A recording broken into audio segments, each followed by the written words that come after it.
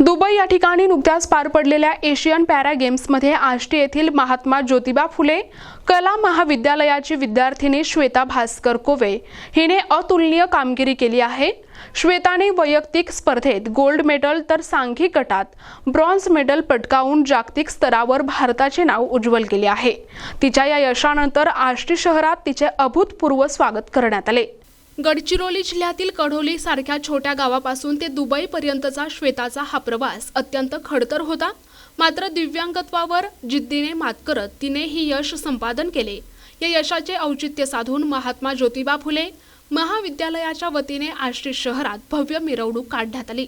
Doctor Babasaheb Ambedkar चौकात महामानवाच्या प्रतिमेला पुष्पहार अर्पण करून ढोल ताशांच्या गजरात विद्यार्थी आणि नागरिकांनी तिचे जंगी स्वागत केले। या यशात श्वेताचे मुख्य प्रशिक्षक डॉक्टर श्याम कोरडे यांचे मार्गदर्शन मोलाचे ठरले।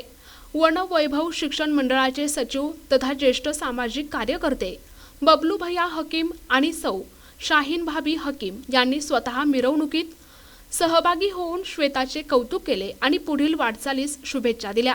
या प्रसंगी महाविद्यालयाचे प्राचार्य डॉक्टर संजय फुलझेले, प्राचार्य किशोर पाचभाई यांच्यासह शिक्षक आणि शिक्षकेतर कर्मचाऱ्यांनी श्वेताच्या चिकाटीचे आणि मेहनतीचे कौतुक केले।